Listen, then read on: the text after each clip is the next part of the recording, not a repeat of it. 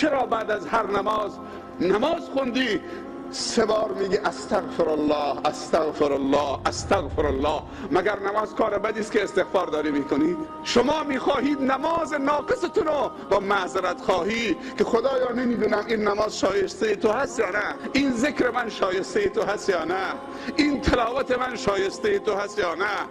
شما میخواهید با این 3 بار معذرت خواهی شکرتون و نمازتون رو کامل بکنید و به خدا عرضه بکنید، نه اینکه این 2 رکعت نمازتون رو به رخ خداوند بکشید. نیاز ما تشکر از خداست. خدا همه چی داده. امروز فقیرترینش سیرترینه با مقایسه به گذشته. امروز زمین خیرات و برکاتش داره بیرون میریزه. هر چیز زمین داره در آخر زمان بیرون میریزه. عروسی فقیرم شرکت میکنی درش اسراف میبینید. عروس خانم فقیرم 20 دست لباس تو چمدونش هست. داماد فقیرم یک پژویی در وز گرفته یا پژویی از کسی عاریت گرفته گلکاری کرده روش.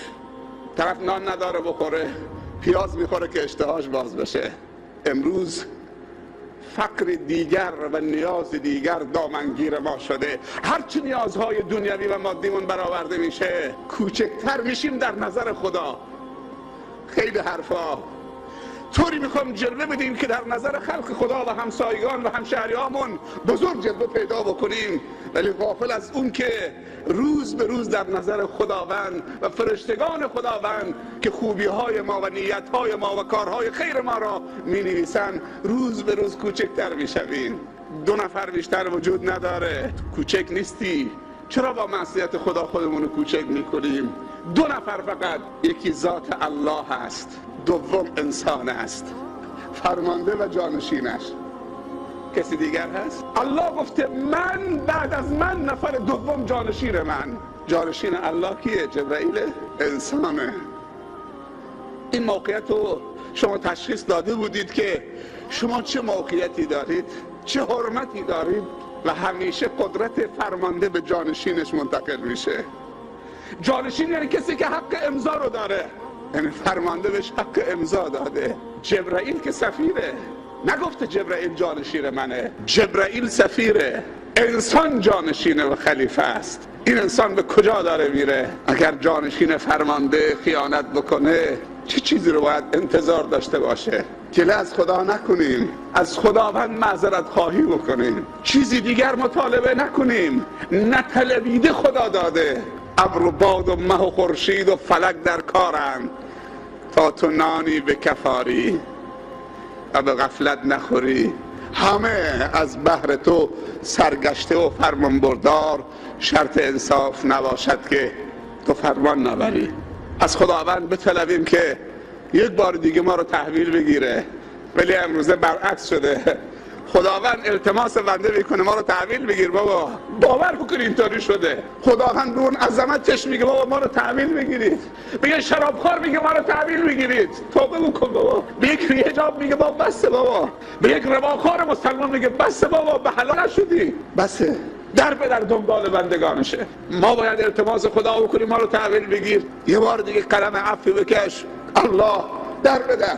فرشته میخواد گناهان بنویسه، اون یکی خواهش میکنه دیگه نیم ساعت صبر کن، الان توبه میکنه، من میشناسمش، این گولش زدن، این فلان کرده، من این آدم خوبیه، فریب خورده، الان توبه میکنه. شما یکم تحمل بکنید الان توبه میکنه. سبحان الله. و پیامبر صلی الله علیه و سلم وصف خوشحالی زاید الوصف رب العالمین میکنه وقتی یک بنده توبه میکنه. میگه تصور بکنید که یک نفر با شترش مشک آبش هم گذاشته روش، طعام و توشش گذاشته رو شترش، در بیابان داره میره، آفتاب سوزان اونو میسوزونه، میرسه به یک درخت کهوری یا کناری یا به یک درختی سایه‌ای در بیابان، غنیمت میشماره، زیر اون سایه استراحت میکنه، دستش زیر سرش، مشک آب و توشه غذای راهش روی شتر رها میکنه که همین داره برا به چرخه. وقتی بیدار میشه که شتر نیست، آب هم نیست، توشه هم نیست، دست به سرش میزنه و بهش فشار میاد تو این بر برهوت آب و غذاش رو شتر بود، شتر هم رفته.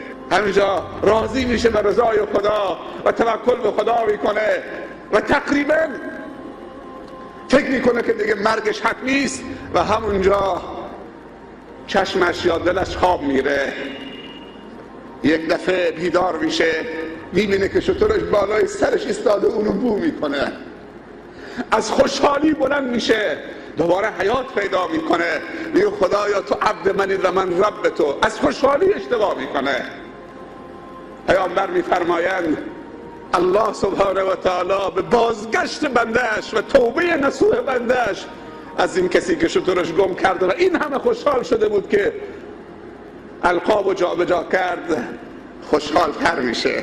در احادیث وارد شده که پیامبر صلی الله علیه و سلم میفرمایند در وقت سحر که میشه خداوند از بالای عرشش میاد آسمان دنیا و صدا میزنه هل من مستغفرن، هل من مستغفرن، هل من سائلن. سه تا صدا میزنه، هل من سائلن، هل من مستغفرن، هل من داعن. آیا سوال کننده هست که این نصف شب من حاجتشو برآورده بکنم، خواستش رو اجابت بکنم؟ آیا توبه کننده هست که من قلم عفو بر گناهانش بکشم؟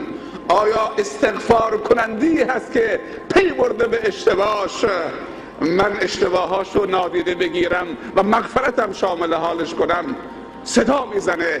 در روایات دیگر وارد شده که خداوند اول هر روز آغوششو باز میکنه تا اینکه گناهکار شب در اول روز جدید توبه بکنه و اون روز را با توبه استقبال بکنه و اول شب که میشه دوباره آغوشش باز میکنه، التماس بندگانش میکنه که آیا گناهکار روز هست که امشب شب جدیدیه، حداقل شبشو با توبه صبرین کنه و شبشو چه به دست بیاره، شبشو مثل روزش از دست نده. و پیامبر صلی الله علیه و سلم میفرمایند اگر کسی اول هر روز و اول هر شب سید الاستغفار بخواند، اعتقاد داشته باشد، به محتواش عمل بکند، اون روز یا اون شب بمیرد مستقیم بهشتیه. اللهم انت ربی خلقتنی و انا عبدک و انا علی عهدک و وعدک ما استطعت اعوذ بک من شر ما صنعت ابوء لك بنعمتك علی و ابوء بذنبی فاغفر لی فانه لا یغفر الذنوب الا انت. از مدرسه دینی بپرسید سید الاستغفار چیه؟ آقای استغفارها. پیامبر صلی الله علیه وسلم میفرمایند این سید الاستغفار ردخور ندارد. یک بار کافیه که اول شب وقتی که شب را استقبال میکنیم بعد از نماز مغرب